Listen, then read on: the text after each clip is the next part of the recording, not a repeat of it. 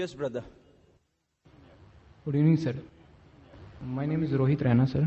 Basically, I'm Hindu, and I just recently converted to Islam. And not only because I'm in love with Muslim girl, not only because of that problems and all those things, because I accept Islam from my bottom of heart. And I tell you frankly, I don't know about Arabic, I don't know about Urdu from the very initially. And I don't know about the Sanskrit also, because I am from the Hindu background. Now I want to learn about Islam, not only because I am going to be married a Muslim girl. And why the controversies are there so much in the nature that people are creating. Not God is creating that controversy.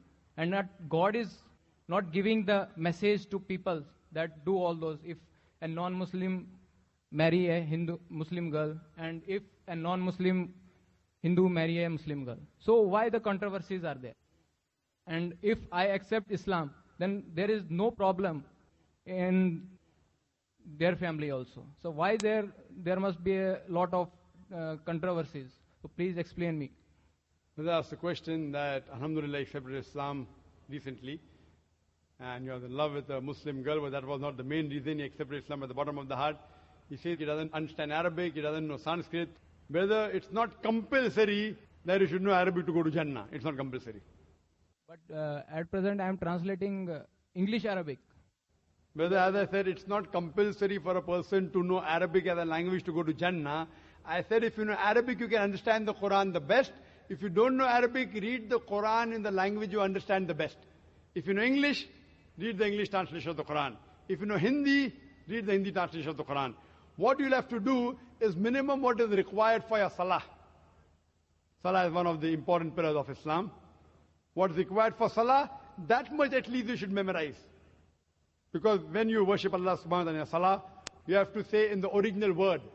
If you translate, the translation may be wrong. So besides this, knowing is not compulsory, but read the translation of the Quran in the language you understand the best.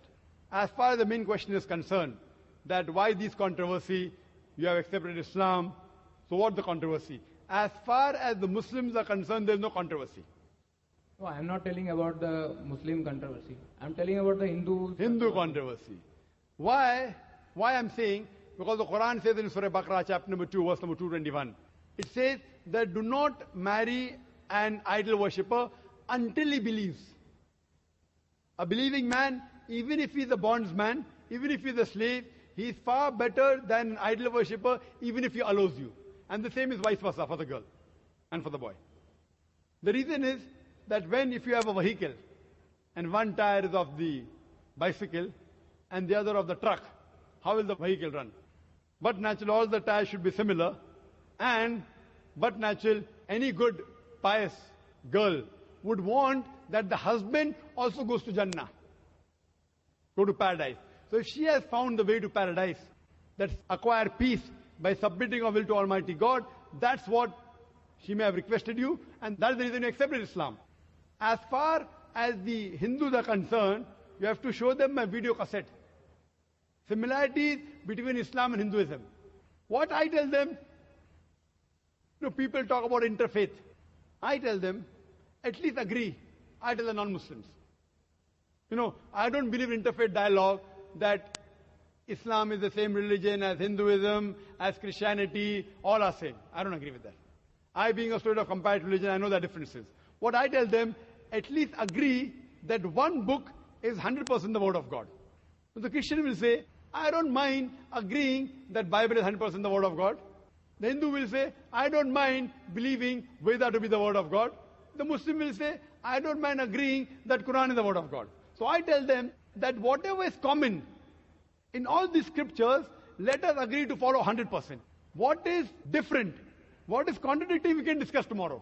At least what is common, let us agree to follow 100%. And when we read these scriptures, all these scriptures say that there is only one God. All the scriptures say Almighty God has got no images. He has got no idol. He has got no statue. So let us, all of us, agree to believe and worship one God who has got no image, who has got no idol. All these scriptures, whether the Vedas, whether the Bible, whether the Quran, they say that the last and final messenger is Prophet Muhammad, peace be upon him. Even if you read the Bible, Jesus Christ, peace be upon him, said, it's mentioned in the Gospel of John, chapter number 16, verse number 12 to 14. Jesus Christ, peace be upon him, said, I have many things to say unto ye, but ye cannot bear them now. For he, when the Spirit of truth shall come, he shall guide you unto all truth. He shall not speak of himself. All that here shall he speak.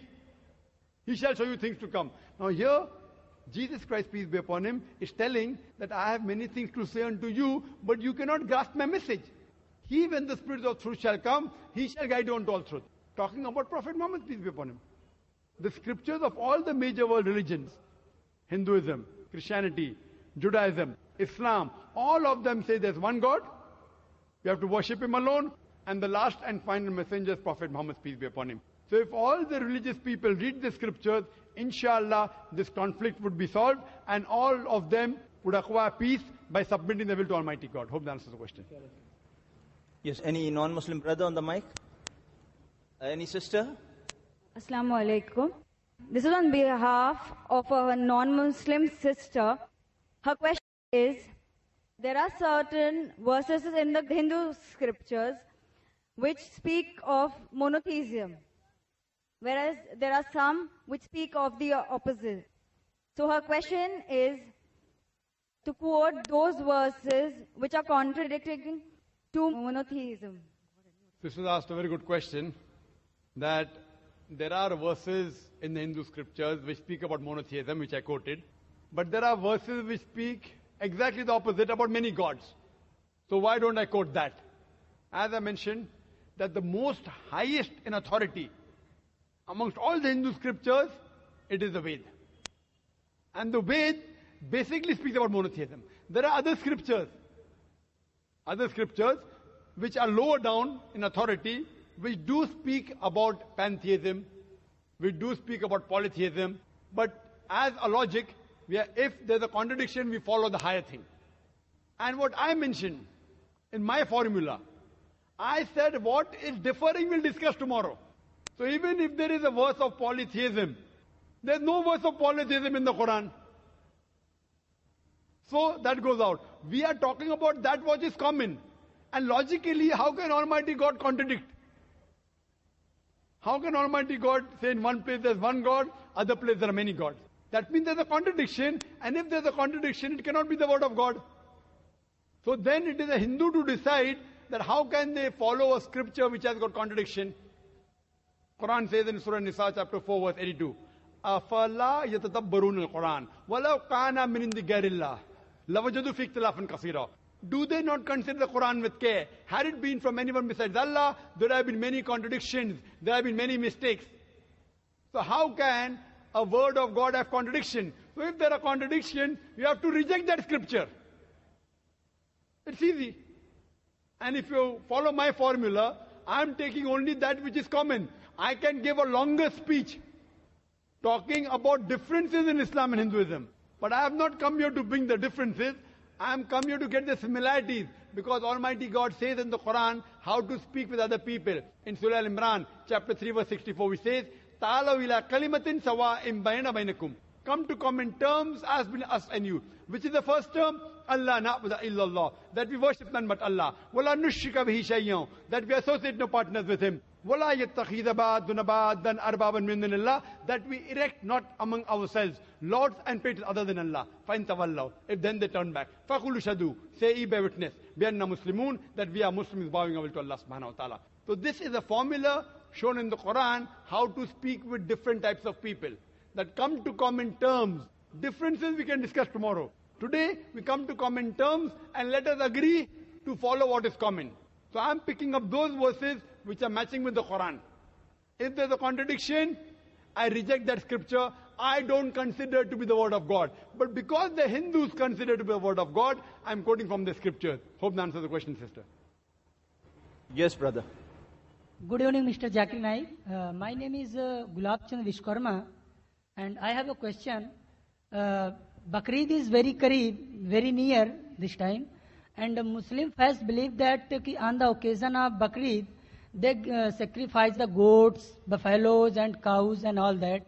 And according to the Islam, insaniyat and humanity is very important, and every faith should be pity and kind on animals and human being and all that. Then if they believe in this, then why they give the sacrifice of goats, cows and buffaloes on the occasion of Bakrid? Whether they should do it, whether it is in favor of humanity or insaniyat. Brother asked a very good question, that why are we sacrificing goat on Bakrid? If it's not a Bakrid, can we sacrifice goat? No. Any animals, any animals. Can we sacrifice goat if there's no Bakrid? They sacrifices, they kills. I'm asking you the question, that means if no Bakrid, if we sacrifice the animal, it is allowed? No. Generally, why do you? So our direct question. question, why do you have non-veg? Correct? No, I'm not getting what you are saying. Your main question is, why do you have non-veg? Why do you have meat? Actually, I want to say, on the occasion of Bakrid and other occasion as well. Oh, okay. I'll answer both. On the occasion of Bakrid, Allah says in the Quran in Surah Hajj, chapter number 22, that the blood and the meat does not go to Allah, it is your piety which goes to Allah. So unlike other religions, in other religions when they sacrifice the goat and keep it in the altar in the name of deity. And who eats? God Almighty eats. In Islam, when we sacrifice, what do we do? 1/3 compulsory minimum we have to give to the poor people. 1/3 we have to give to the relatives and friends. 1/3 you can keep for yourself. So maximum you can keep is 1/3 for yourself. If you want to give full in charity also you can give. So when we are sacrificing, what are we doing? We are benefiting the humankind. We are giving them food to eat. Now giving food to eat is good or bad, brother? Giving food to the poor people to eat, is it good or bad? Good. In humanity, is it good or bad? Good. So therefore Islam is a religion of humanity. Now you may ask the question, what about killing animals? It's good for humanity, but what about animals? In short, a Muslim can be a very good Muslim even by being a pure vegetarian. It's not compulsory in Islam that you should have non-veg, but since Almighty God has given us permission to have non-veg, why should we not have non-veg? Allah says in the Quran, in Surah Ma'idah, chapter number 5, verse number 1, eat of the four-footed animal which has been made lawful for you. Allah says in Surah Nahl, chapter number 16, verse number 5, that the cattle has been made for you, so that you benefit from them, and of the meat you can eat. The same message repeated in Surah Mu'minun, chapter number 23, verse number 21, that in the cattle is an instructive sign, from the belly you drink milk, and of the meat you eat. So since Almighty God has given us permission, why should we not have it? Now coming to the logical aspect, today science tells us that in non-veg food, in flesh food, it is rich in vitamins, and it is only food which has got complete protein. Our human body, there are total 23 amino acids required by the human body, out of which 8 are not synthesized in the body. It has to be given from the external diet. There is no vegetarian food which gives you all the 8 amino acids. It is the flesh food, the non-veg food, which gives you all the 8 amino acids. Furthermore, if you analyze the set of teeth of the herbivorous animal, cow, goat, sheep, they have got flat set of teeth. They only have vegetables. They can't have flesh. If we analyze the set of teeth of the carnivorous animal, tiger, leopard, lion, they have got pointed set of teeth. They have got a carnivorous set of teeth. They have canine set of teeth. They only have flesh food. They can't have vegetables. If we go in front of the mirror and we see a set of teeth, we have got pointed teeth as well as flat teeth. We have got an omnivorous set of teeth. If Almighty God wanted us to have only vegetables, why did He give us the pointed teeth? For what? To have the flesh food. Furthermore, the digestive system of the herbivorous animal, cow, goat, sheep, can only digest vegetables. They can't digest flesh food.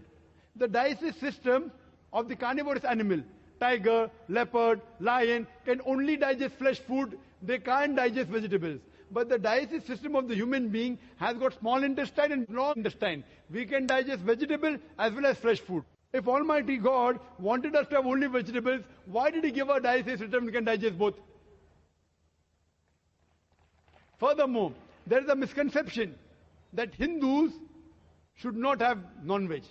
It's misconception. If you read the Hindu scriptures, it's mentioned in Manusmriti, chapter number 5, verse number 30, that Almighty God created some animals to eat and some to be eaten. If you eat the animals that have been created to be eaten, you're not doing a sin. It's mentioned in Manusmriti chapter number 5, verse number 31, that Almighty God has created some animal for sacrifice. So if you kill the sacrificial animal, you're not doing a sin. It is mentioned in Manusmriti chapter number 5, verse number 40, that killing in sacrifice is not a sin. There are various references in the Hindu scriptures and the Vedas that the sages and sons, they had non-veg, they even had beef. If you read Mahabharata Anushasan Parv, chapter number 88, you know the story of the Pandavas. You know Pandavas? 5 brothers. The eldest brother Yudhishthir, he asks Bhishma that what should we give in yagna, in puja, so that our ancestors will be satisfied. So Bhishma replies that if you give herbs and shrubs and vegetables, our ancestors will be satisfied for 1 month. If you give fish, for 2 months. If you give meat, for 3 months. If you give hare, rabbit, for 4 months. If you give goat, for 5 months. If you give bacon, for 6 months. If you give birds, for 7 months. If you give deer, 8 months. And the menu continues. If you give buffalo, for 11 months. If you give cow, our ancestors will be satisfied for 1 full year. And if you want your ancestors to be satisfied inexhaustibly, give red meat of goat or a rhinoceros. Who says that? Bhishma to Yudhishthir. The full menu is there. Vegetables, fish, rabbit, goat, everything is there. Buffalo, cow. So even in Hindu scriptures, eating non-veg is permitted.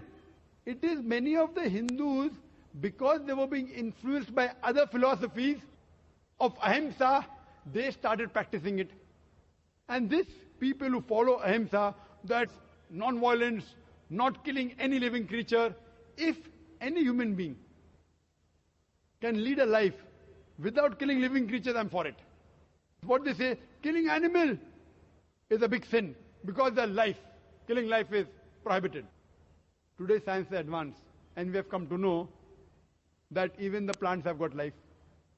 So by eating vegetables, you're killing life also. But the logic has changed. No, we understand that the plants have got life, but the plants can't feel pain.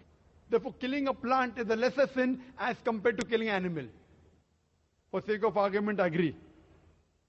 Today science tells us that the human ear can hear frequencies between 20 cycles per second to 20,000 cycles per second. Anything below and above we can't hear.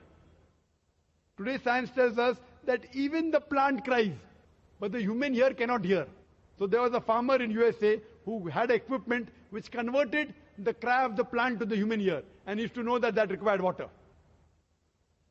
Someone will say, okay, fine, I agree that the plant can feel pain, but you know, it has got 2 or 3 senses less. Therefore, killing a plant is a lesser sin as compared to killing an animal which has got 5 senses. For sake of argument, I agree that plants have got 2 senses less as compared to the animal. I am asking you a question. That suppose your brother, God forbid, if he is born deaf and dumb, and when he grows up, someone comes and kills him. So will you go and tell the judge, me Lord, give the murderer less punishment because my brother, he was deaf and dumb? Will you say that? You will tell the judge, give him a bigger punishment. My brother was masoom. He could not hear, he could not speak. So in Islam, it does not work like that. 2 senses more, 2 senses less. Allah says in the Quran in Surah Baqarah chapter 2 verse number 168, eat of the good things we have provided for you. What is good, what is tayyib you can have. And furthermore, I personally have got no problem. If the non-Muslim don't want to have non-veg, I have got no problem. Personally. Only when they tell me it's a sin, or you tell me it's against humanity, I give the reply. Personally, if the non-Muslims continue having vegetarians, good for me. If all the non-Muslims start having non-veg, then the price of mutton and beef will go high. Personally, I've got no problem. The next question from the brother in the rear. Yeah, this is the question for a non-Muslim brother. My name is Sufyan and his name is Ankit. Assalamu alaikum. He have one question which is divided into 2 parts. He was about to become a Muslim. He took a step back. He told that as a Hindu, Muslim also have a caste. Like you are divided into Shia, Bori, Sunni, Jamati, Al-Hadith. And he have a second question that he can go to the graves, Qabristan, and he can ask from them as they are the mediator between him and Allah. Brother asked the question that one of his Hindu friend was about to accept Islam. He took a step back, thinking that even in Islam there are sects like how they have in Hinduism. In Islam they have got sect, Shia, Sunni, Jamaat Islami, Ahl Hadith. Brother, you read the Quran. There is no Shia Sunni in the Quran. There is no Shia Sunni, there is no Jamaat Islami, there is no Ahl Hadith in the Quran. What does the Quran say? Quran says in Surah Al-Imran, chapter number 3, verse number 103, وَاعْتَصِمُوا بِحَبْلِ اللَّهِ جَمِيعًا وَلَا تَفَرَّقُوا. Hold to the rope of Allah strongly and be not divided. The rope of Allah is the glorious Quran. We have to hold to the glorious Quran and the authentic hadith of Muhammad sallallahu alaihi wasallam and be not divided. And it's clearly mentioned in the Quran in Surah Anam, chapter number 6, verse number 159, where Allah says, He says to the Prophet, that, O Prophet, if anyone makes divisions, sects in the religion of Islam, you have nothing to do with him. Allah will look after his affairs on the day of judgment. So making sects in Islam is haram. It is prohibited. What was our beloved Prophet? Was he Shia? Was he Sunni? What was he? Our beloved Prophet Muhammad sallallahu alaihi wasallam, you are the Muslim. That is the reason when I spoke about the master key of Surah Al-Imran, chapter 3, verse 64, it says, Ta'ala wila kalimatin sawa'in bayna baynakum. Allah na'budu illallah, wa la nushrika bihi shay'an, wa la yattakhidha ba'duna ba'dan arbaban min dunillah, fantawallaw, faqulu shadu bi'anna muslimun. That say, ye bear witness that we are Muslims bowing our will to Allah. So, Muslim is a person who submits his will to Allah subhanahu wa ta'ala. So tell your friend, in Islam, there is no caste system. There is no sect. We have to be Muslim. Muslim means someone who submits his will to Almighty God. And anyone who submits his will to Almighty God, he is called as a Muslim. And if we have to ask Allah, Allah says in Surah Fatiha, chapter number 1, verse number 5, إِيَّاكَ نَعْبُدُ وَإِيَّاكَ نَسْتَعِينُ. Thee alone we worship, thee alone we ask for help. Allah says in Surah Ghafir, chapter number 40, verse number 60, you ask me and I will answer your prayer. So if you want to ask Allah directly. That is the right way and that is the best way. Hope that answers the question. Yes, sister. Assalamu alaikum. This question is from a non-Muslim sister. Her name is Apurva and she is a student. Her question is, why are the Muslims not allowed to sing Vande Mataram?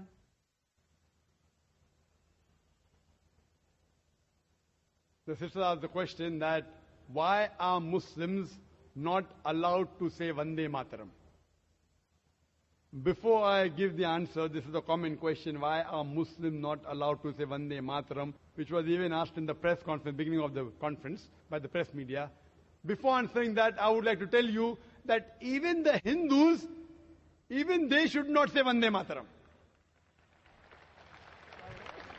Because if you know the song, written by Bankim Chattopadhyay, Vande Mataram means I bow down to my motherland, Vande Mataram. It occurs thrice in the full song. And as I mentioned earlier, according to the Veda, it's clearly mentioned in Yajurved, chapter number 32, verse number 3, and Svetasvatara Upanishad, chapter number 4, verse number 19, Na tasya pratima asti. Of that God, there is no pratima, there is no image, there is no photograph, there is no picture, there is no portrait, there is no sculpture, there is no idol. So where is the question of worshipping the land? So any Hindu who has knowledge of his Veda will never agree with Vande Mataram. If he does not know his scripture, he may say it. But if he knows scriptures well, there are 3 lines, 3 stanzas. Whenever it says Vande Mataram, I bow down, I worship to my motherland, he is going against his Veda. As far as the Muslims are concerned, there are 12 lines which are against the Quran and the Sahih Hadith. Thrice it says that I bow down to my motherland, which is prohibited. In Islam, we only bow to our Creator Allah subhanahu wa ta'ala. We Muslims, as long as the law of the land does not go against the law of the Creator, we are for the country. We love the country. We want to support the country. We want to upbring the country. If required, for the truth, we are ready to die for the country. But we are not ready to worship the country. Because we worship only Allah subhanahu wa ta'ala. He alone requires to be worshipped. And this land, who is the creator of this land? Allah, Almighty God. So why should we worship the creation? Worship the creator, not the creation. And furthermore, there are stanzas in Vande Mataram talking about divine, giving attributes, talking about Lakshmi, talking about Durga. All these things, they go against the concept of the Quran. That is the reason. And if you go back to history, this became a political issue just a couple of years back. You know, it was written in 1860s or 70s by Bankim Chattopadhyay. It was more of a political motive. And today they want to make a political gimmick, not realizing it is going against their own religion. This song, Vande Mataram, is going against their own religion. So my advice is, not only Muslims, my advice to the Hindus is that even you don't say Vande Mataram. Yes, brother. Assalamu alaikum. My name is Leon John, and firstly I'd like to thank my friend Nurullah for bringing me here and giving me this opportunity to hear some wonderful teachings from you. Now I've got two questions to ask. First is, what does it take to be a true Muslim? And the second question is, Muslims pray 5 times a day. Why don't we Catholics and other religions pray 5 times a day? Is there any explanation for this? Brother has two questions. First is that, what does it take to be a Muslim? What is the requirement? And second is, why do Muslims pray 5 times, Catholics pray less? What is the reason? As far as what does it take to be a Muslim, as I mentioned earlier, Muslim means a person who submits his will to God. So if you submit your will to God and follow the commandments of God, you are a Muslim. The number one thing is that you bear witness that there is no God but Allah, no God but one true Almighty God, and you bear witness that Prophet Muhammad is the servant and the messenger of this God. This is the basic faith. It is a fundamental creed known as Shahada. So once you say this, you enter into the basic fundamental creed. And to be a good Muslim, you should submit your will to Almighty God. So if you follow the commandments given by Almighty God in the Quran and the teachings of the Prophet Muhammad, peace be upon him, in authentic hadith, then you'll be a good practicing Muslim.